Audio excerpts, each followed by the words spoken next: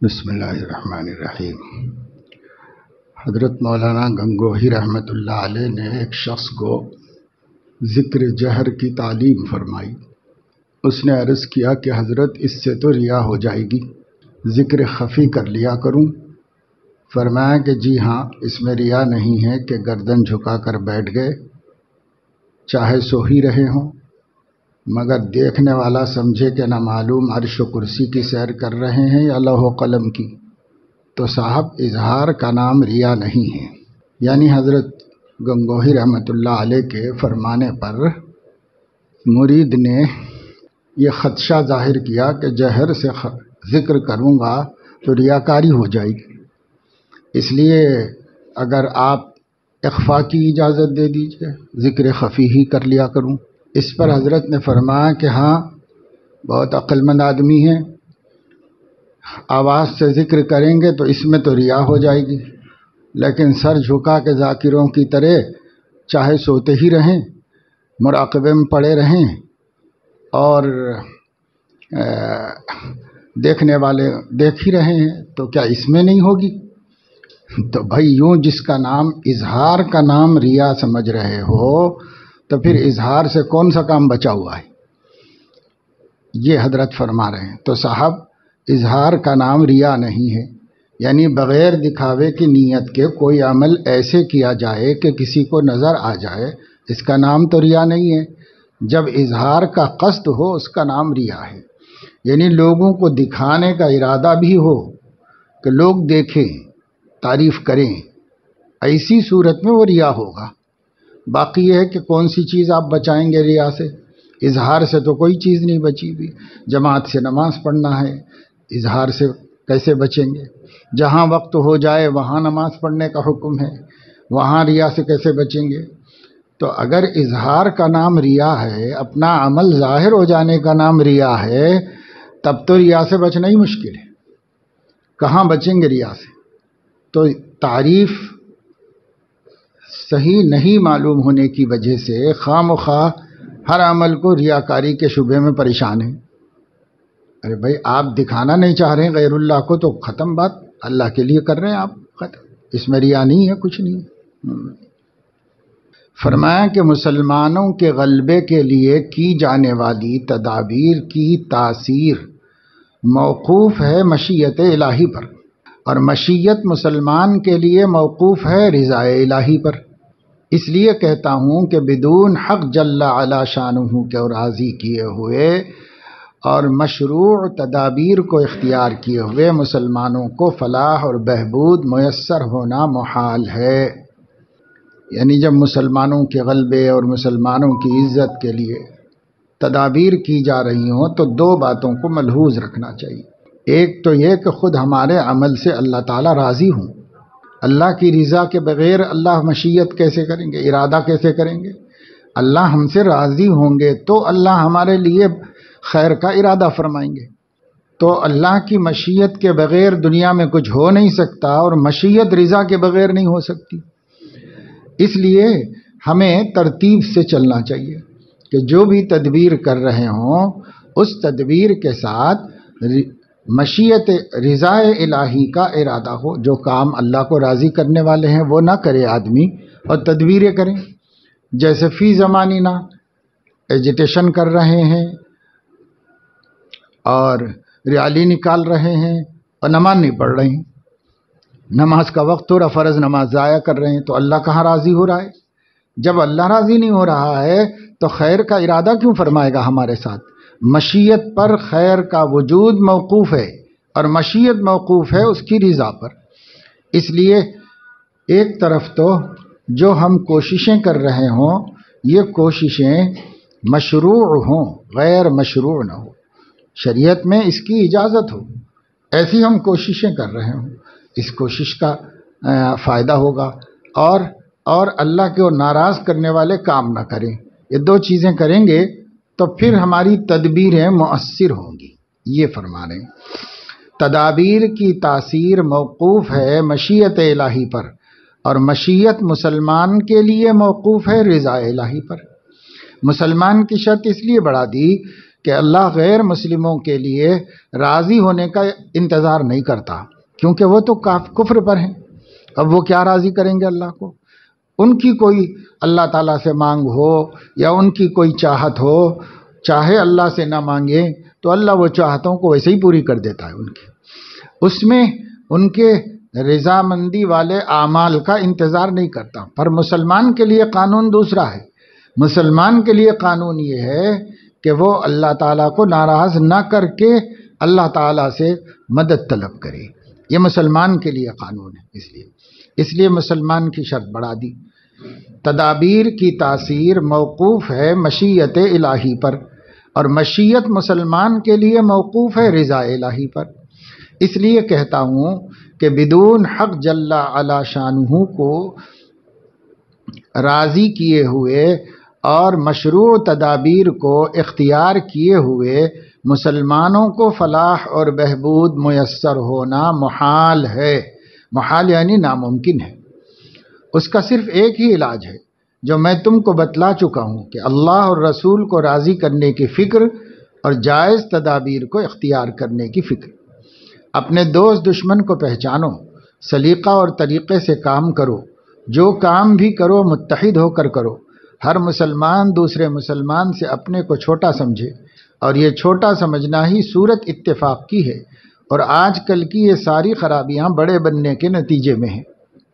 یعنی یہ حضرت حاجی صاحب، حاجی امداد اللہ صاحب مہاجر مکی رحمۃ اللہ علیہ کا ارشاد ہے۔ حضرت نے فرمایا کہ لوگ اتحاد کے لیے بہت تدبیریں کرتے ہیں، بہت باتیں کرتے ہیں کہ آج مسلمانوں میں اتحاد ہونا چاہیے، اتحاد ہونا چاہیے، لیکن جو اتحاد کی اصل ہے، جڑ ہے، اسی پر توجہ نہیں دیتے، اور وہ جڑ ہے تواضع۔ جب تک تواضع نہیں ہوگی اتحاد نہیں ہوگا۔ اتحاد کی باتوں سے تھوڑا ہی اتحاد ہوتا ہے۔ جب آدمی ایک دوسرے کے لیے جو ہے اپنے آپ کو چھوٹا بنائے گا تب کام ہوگا۔ وَاخْفِضْ جَنَاحَكَ لِمَنِ اتَّبَعَكَ مِنَ الْمُؤْمِنِينَ، یہ تو نبی سے فرمایا گیا ہے۔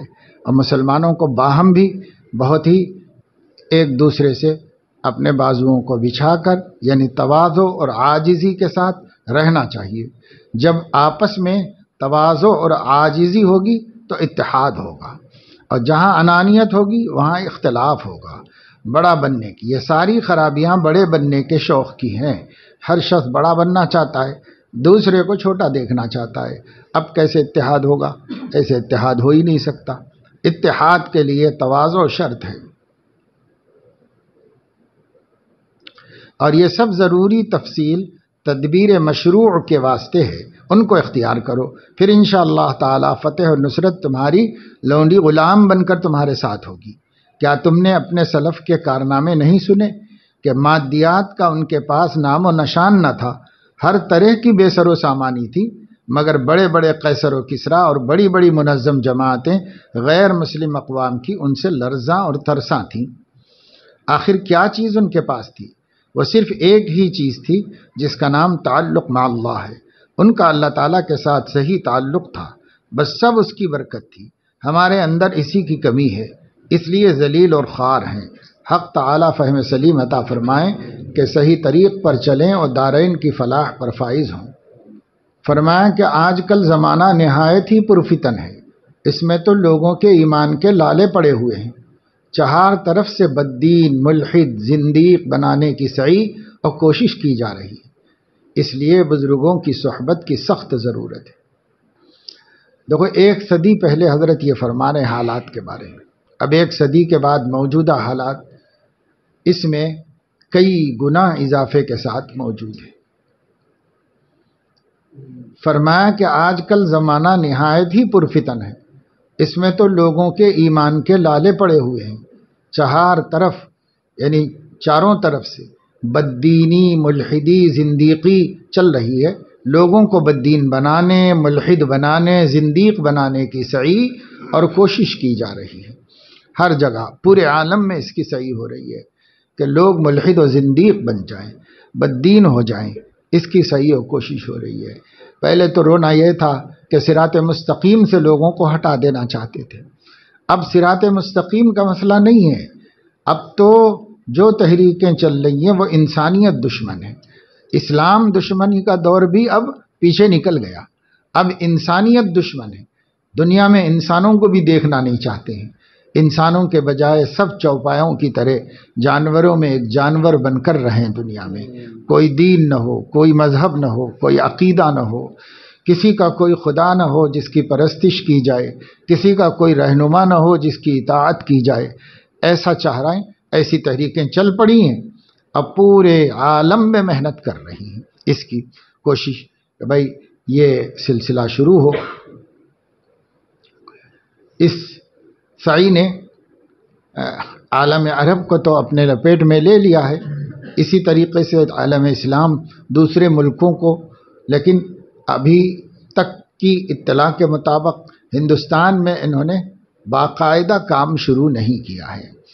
اور ہندوستانیوں سے جو بیرون ملک رہتے ہیں ان کے ایڈریس پتے اور ان کے کنٹیکٹ سب جوڑ رہے ہیں، جمع کر رہے ہیں، اور ان سے یہ وعدہ کر رہے ہیں کہ جب ہم ہندوستان میں قدم رکھیں گے تب آپ لوگوں سے بھی رابطہ کر کے آپ کو بھی ممبر بنا لیں گے ہم اپنا.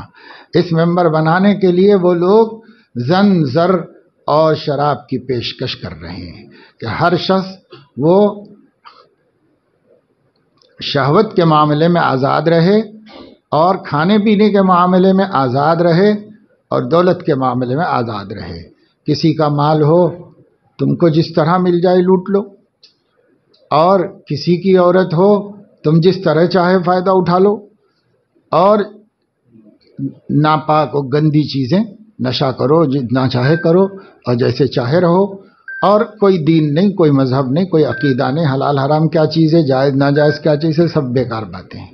سب باپ داداؤں کے اساطیر الاولین ہیں. پہلے لوگوں کے بس اپنے جنون ہیں، خیالات ہیں ان کی. یہ سب ختم کرو. کوئی دین نہیں ہوتا ہے، کوئی عقیدہ نہیں ہوتا ہے. بس ایک جانور بیل جیتا ہے، تم بھی جیو، بس ختم، اور کوئی نہیں. یہ ایک تحریک ہے اور یہ پورے عالم کو اپنے لپیٹ میں لے رہی ہے. ہندوستان میں بھی اس نے اپنی جڑیں بنانا شروع کر دی ہیں. اس کے بعد یہاں ہر ایک کو شکار کریں گے. ان کے ٹارگٹ پہ صرف مسلمان نہیں ہیں، ان کے ٹارگٹ پہ ہر مذہب ہے. ہر مذہب ختم کرو، کوئی مذہب نہیں. اس لیے زندیقیت، لادینیت یہ اب سب سے بڑا فتنہ بن گیا ہے اس دور کا. اب پڑھے لکھے لوگ فی الحال مبتلا ہو رہے ہیں، آگے چل کے جوہلا بھی اسی میں گرتے چلے جائیں گے.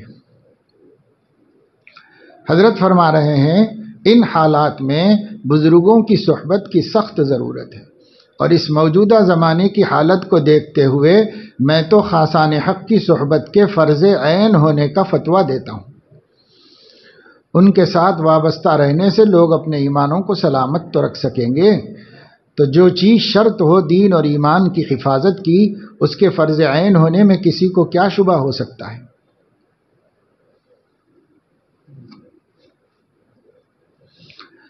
اس توجہ اور تعلق مع اللہ کا بس ایک ہی طریق ہے، وہ یہ کہ قلب کو دوسروں سے خالی کرو، پھر سب کچھ ہو سکتا ہے. مگر خالی کرنے کے متعلق اس کا انتظار غلطی ہے کہ پہلے دنیا سے یا دنیا کے تعلقات سے قلب کو خالی کر لیں، پھر تب یاد الہی میں مشغول ہوں گے. اس کی صحیح تدبیر یہ ہے کہ کام شروع کر دو، یعنی شیخ کا بتایا ہوا معمول پورا کرو. اس سے وہ آپ سے آپ خالی ہوتا رہے گا، یعنی دل غیر اللہ سے خالی ہوتا رہے گا. مگر کام کا مؤثر ہونا محبت سے ہوتا ہے. اس لیے پہلے حق تعالی سے محبت پیدا کرو، اور محبت پیدا کرنے کا طریق یہ ہے کہ اہل محبت خدا کی صحبت اختیار کرو. ان کی صحبت سے قلب میں ایک آگ پیدا ہوگی جو سب ماں سوا کو فنا کر دے گی. اسی کو مولانا فرماتے ہیں عشق آ شعلہ است کے چوں بر فروخت، ہر چے جز معشوق باقی جملہ سوخت. عشق وہ آگ ہے، جب یہ بھڑکتی ہے تو معشوق کے سوا سب کو جلا کر پھونک دیتی ہے. اور اگر اس تدبیر مذکور سے قلب کو خالی نہ کیا بلکہ تعلق مع اللہ کے ساتھ مع سوی اللہ کے تعلقات مانعہ کو بھی جمع رکھنا چاہا تو سمجھ لو کہ قلب کیا ہوا، مراد آباد اسٹیشن کا مسافر خانہ ہو گیا. کہ کیا نگینہ والے اور کیا بچھراؤں والے، کیا بریلی والے، کیا سہارنپور والے، سب اسی میں بسے ہوئے ہیں. غرض قلب کیا سرائے بن جائے گا، جس کو دیکھو وہاں پر موجود ہے اور سب کا دار القیام بنا ہوا ہے. پس ہر مقصود کو اس کے صحیح طریقے سے حاصل کرو۔ تعلقات مانعہ کی جو اس ملفوظ میں ذکر آیا کہ قلب کو اللہ تعالیٰ کے تعلق میں مانع ہونے والے تعلقات سے خالی کرنے کی جو بات حضرت نے فرمائی، اس تعلقات مانعہ کے بارے میں حضرت مولانا یحییٰ صاحب دامت برکاتہم جو ان ملفوظات کے جامع ہیں، وہ فرما رہے ہیں کہ حضرت رحمت اللہ علیہ نے اللہ تعالیٰ کی محبت کے حصول کے لیے تعلقات مانعہ سے قلب کو خالی کرنے کو ضروری بتایا ہے۔ اس میں مانعہ کی شرط کا واضح مفہوم یہ ہے کہ جو تعلقات محبت الہی کے حصول میں رکاوٹ بنتے ہیں، بس ان سے دل کو خالی کرنا ضروری ہے۔ مثلاً بیوی کی ایسی محبت جو اللہ کے احکام اور دین میں رکاوٹ بنے، تو ایسی محبت سے قلب کو خالی کیا جائے گا۔ باقی بیویوں سے محبت تو رسول اللہ صلی اللہ علیہ وسلم کی سنت ہے۔ مومن کا حال یہ ہونا چاہیے کہ وہ بیوی بچوں سب سے محبت کرے، مگر اللہ کے حکم کے تابع رکھ کر، اور اس کا نقطہ نظر یہ ہونا چاہیے کہ ان چیزوں سے حدود کے اندر محبت کرنا شریعت کا حکم اور اللہ کے رسول صلی اللہ علیہ وسلم کی سنت ہے۔ غرض ہر چیز کو اللہ کی محبت کے تابع کرنے کا مزاج بنا لے، بس یہی سارے دین کی کنجی ہے، اور عادتاً یہ چیز اللہ والوں کی صحبت اور ذکر الہی کی کثرت سے ہی حاصل ہوتی ہے۔ ایک صاحب کو کسی غلطی پر سخت تنبیہ کی، اس کے بعد فرمایا مجھ کو کوئی آنے والوں سے نفرت یا بغض تھوڑا ہی ہے، چاہتا یہ ہوں کہ ان کی اصلاح ہو جائے، جن امراض میں ابتلا ہے ان سے نجات ہو، اور میں بقسم عرض کرتا ہوں کہ ان آنے والوں کو اپنے سے افضل سمجھتا ہوں، اور یہ سمجھتا ہوں کہ شاید یہی لوگ ذریعہ نجات کا ہو جائیں، اور اپنے اس طرز پر مجھ کو ناز نہیں۔ اس طرز کے استعمال کے بعد بھی حق تعالیٰ سے دعا کرتا رہتا ہوں اور ڈرتا رہتا ہوں کہ کہیں حد سے تجاوز نہ ہو جائے۔ فرمایا کہ آج ایک خط آیا ہے، لکھا ہے کہ وساوس زیادہ آ رہے ہیں، اس کے لیے کوئی وظیفہ بتا دیجئے۔ یہ بات بتا کر حضرت فرما رہے ہیں اب بتلائیے کہ یہ وظائف کا کام ہے، یہ اس طریق سے بے خبری کی دلیل ہے۔ جب تک انسان کو حقیقت کی خبر نہ ہو، ایسے ہی بے تکی ہانکا کرتا ہے۔ ایک صاحب کا خط آیا تھا کہ قلب میں وساوس آتے ہیں، اس کے واسطے کوئی ورد بتلا دو۔ یہ صاحب ایک بہت بڑے شیخ سے مرید ہیں، اور یہ آج تک خبر نہ ہوئی کہ وساوس کا علاج کہیں اوراد وظائف سے ہوتا ہے۔ اسی لیے کہا کرتا ہوں کہ نری بیت سے کام نہیں چلتا جب تک کہ کسی محقق کے پاس نہ رہے۔ فرمایا بزرگوں کی صحبت اکسیر اعظم ہے، بدون اس کے کچھ نہیں ہوتا، خواہ اپنے کو کیسا ہی بڑا سمجھے۔ ہم نے اپنے بزرگوں کو دیکھا ہے کہ ایک کلمہ کہہ دیا ساری عمر کے لیے قلب پر نقش ہو گیا۔ اب انفکاک محال عادی ہے، یعنی یہ حال ہو جاتا تھا کہ وہ بات دل سے نکل ہی نہیں سکتی تھی، قلب کے اندر گھس جاتا ہے۔ یہ حالت ہے اس کے اکسیر ہونے کی، اور یہ چیز اگر بچپن ہی سے میسر ہو جاوے تو اور زیادہ عجیب ہے، پھر وہ چاشنی ساری عمر رہے گی۔ مولانا فتح محمد صاحب رحمہ اللہ میرے استاد تھے، ان کی صحبت بچپن میں مل گئی، اس نے سب کام بنا دیا۔ الحمدللہ دل میں اسی وقت ہی کی تربیت و تعلیم کا اثر ہے۔ دیکھنے میں مولانا فتح محمد صاحب بہت سادہ تھے، کسی کمال باطنی کا شبہ بھی نہ ہوتا تھا، مگر دل اللہ کی محبت سے، خشیت سے لبریز تھا۔ تجربے سے ظاہر ہوتا ہے کہ نرے پڑھنے پڑھانے سے کچھ نہیں ہوتا جب تک کہ اہل اللہ اور خاصان حق کی صحبت میں نہ رہے۔ اسی کو مولانا فرماتے ہیں اور خوب فرماتے ہیں، بے عنایات حق تو خاصان حق گر ملک باشد سیاہ ہستشورق۔ فرمایا کہ یہ حب جاہ اور کبر کا مرض بھی دنیا اور دین دونوں کو برباد کرنے والا ہے، اور یہ مرض حماقت سے ناشی یعنی حماقت سے پیدا ہوتا ہے۔ فلاں مولوی صاحب یہاں پر رہتے تھے، مدرسہ دیوبند پر فتویٰ لگایا تھا کہ حیدرآباد دکن کی حکومت سے جو مدرسے کو آمدنی ہے یہ بالکل حرام ہے، اور اب وہی جناب ایک رافضی کی سفارش سے اسی حیدرآباد دکن سے وظیفہ پا رہے ہیں، وہ بھی بہت خوشامدوں کے بعد۔ وہ سب تقوی طہارت نظر ریاست ہو گیا۔ اللہ بچائے اپنے قہر سے۔ انسان کو چاہیے کہ اپنی کسی حالت پر ناز نہ کرے، ہماری حقیقت ہی کیا ہے؟ بلکہ ہمارا وجود ہی کیا ہے اور کسی کو کیا خبر ہے کہ کل کیا ہونے والا ہے۔ بس نیاز پیدا کرنے کی کوشش کرتے رہنا چاہیے، اسی میں خیر ہے۔ ایسے متقی و پرہیزگاروں سے کہ جن کی ظاہری وضع تو نیکوں کی سی ہے اور دل کی یہ حالت ہے کہ فرعونیت سے پر ہے، رند 1000 درجہ اچھے ہیں۔ ایسے متقی اور پرہیزگاروں سے کہ جن کی ظاہری وضع تو نیکوں کی سی ہے اور دل فرعونیت سے پر ہے، ان سے رند لوگ 1000 درجہ اچھے ہیں۔ بس ان لوگوں کی وہی حالت ہے۔ فرمایا کہ الحمدللہ میں خود بھی اپنی حالت سے بے خبر نہیں ہوں، ہر وقت اپنی اصلاح کی فکر میں لگا رہتا ہوں، اور جب کسی دوسرے کی غلطی پر مواخذہ کرتا ہوں یا متنبہ کرتا ہوں، اس وقت بھی مجھ پر خود ایک خوف کا غلبہ ہوتا ہے، اگر تجھ پر مواخذہ ہو جائے تو کیا کرے گا، اور باوجود اس کے پھر دوسرے کے لیے جو کچھ علاج تجویز کرتا ہوں وہ اسی کی اصلاح کے لیے، ورنہ ادنا معذرت سے دل فوراً نرم ہو جاتا ہے۔ یہ اس لیے کہ مجھ کو بھی تو خوف لگا رہتا ہے کہ کہیں حق تعالیٰ اسی طرح مجھ سے نہ پوچھنے لگے اور میں معذرت کروں تو وہ قبول نہ ہو، تو پھر مواخذے کا کیا جواب دے سکتا ہوں، اور سوچتا ہوں کہ جب حق تعالیٰ کے یہاں توبہ اور معذرت قبول ہوتی ہے تو بندوں کی کیا حقیقت اور کیا وجود ہے کہ وہ قبول نہ کریں۔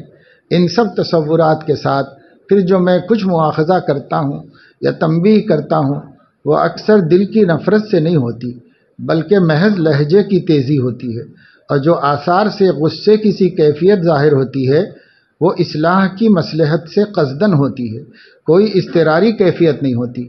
اگر میں چاہوں تو ضبط بھی کر سکتا ہوں، مگر ضبط کرنے سے سامنے والے کا نفع نہیں ہوتا، اس وجہ سے اظہار کرتا ہوں۔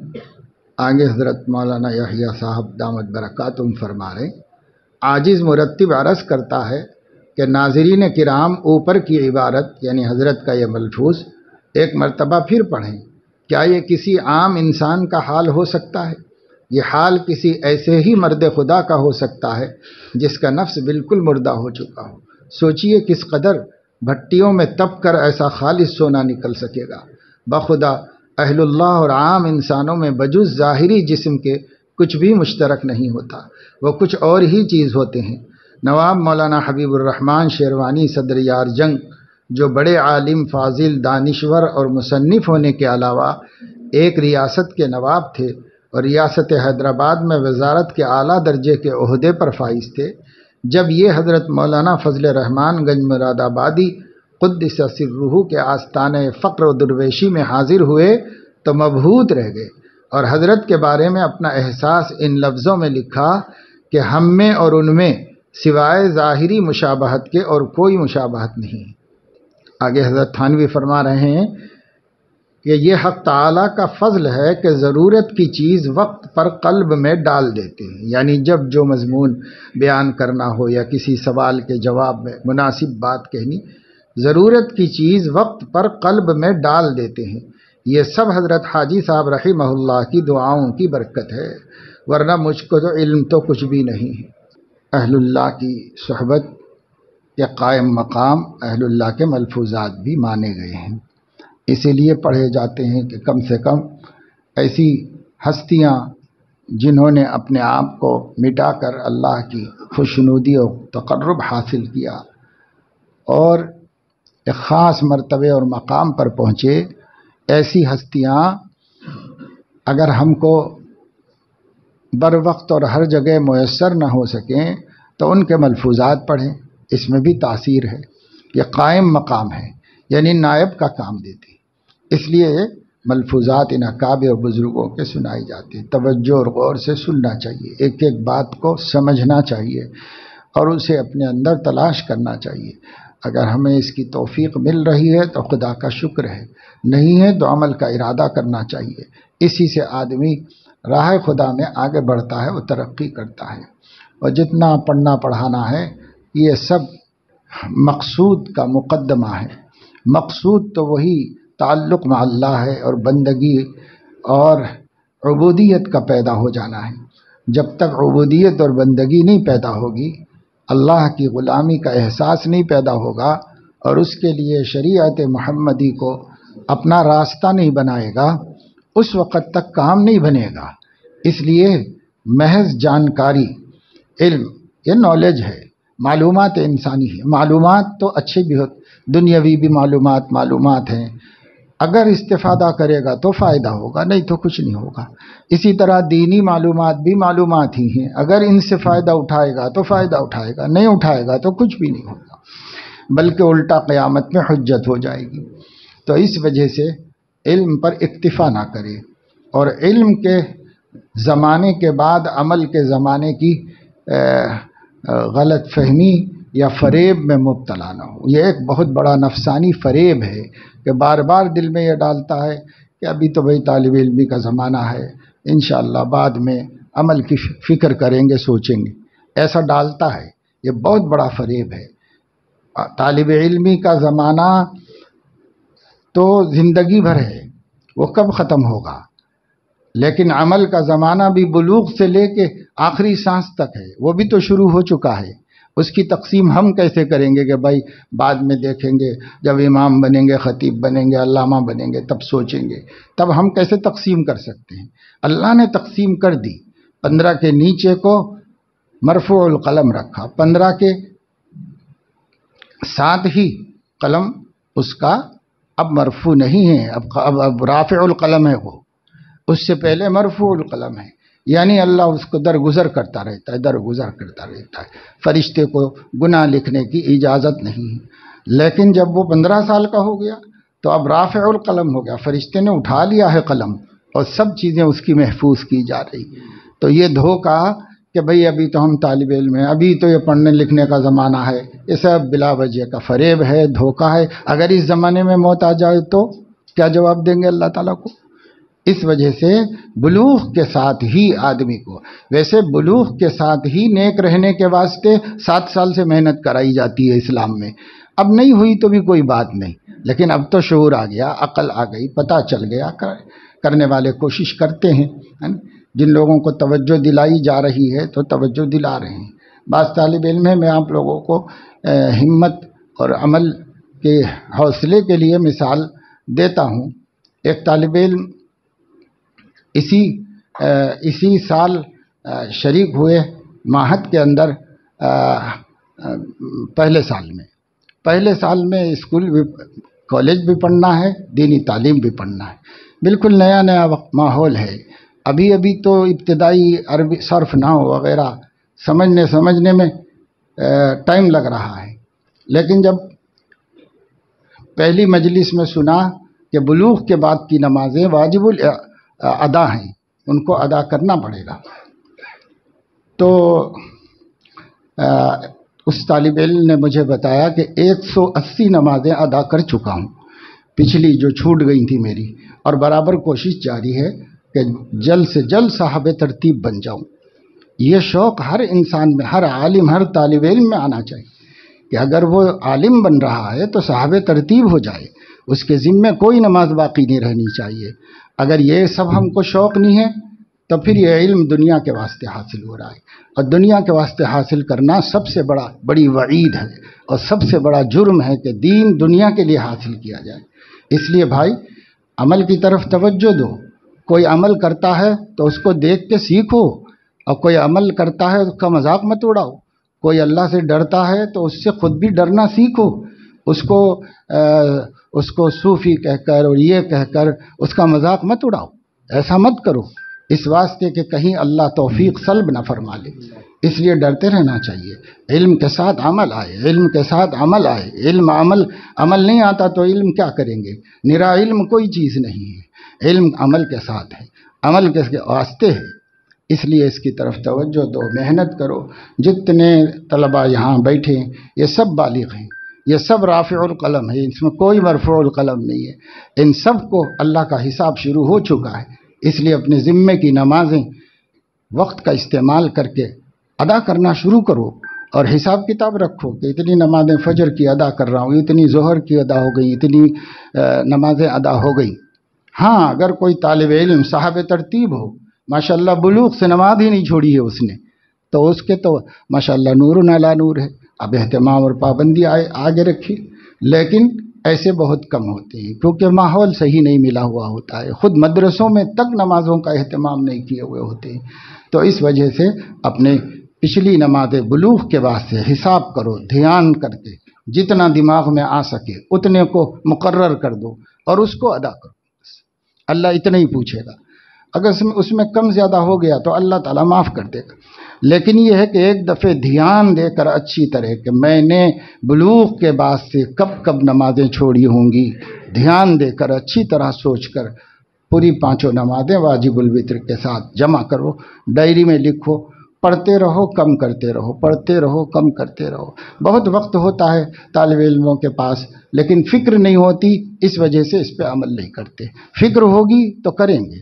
جیسے میں نے آپ کو بتایا، کوئی زیادہ عمر کا بھی نہیں ہے طالب علم، لیکن ابھی کالج سے ادھر آیا، اسکول پڑھ کے ادھر آیا اور ادھر آ کر کے دینی تعلیم حاصل کی، شروع ہی میں معلوم ہو گیا اور شروع ہی سے کام شروع کر دیا، اور یوں اس طریقے سے آہستہ آہستہ ادا کر کے بے فکر ہو جانے، یعنی سبکدوش ہو جانے، کیونکہ اللہ کے سامنے جواب دینا ہے۔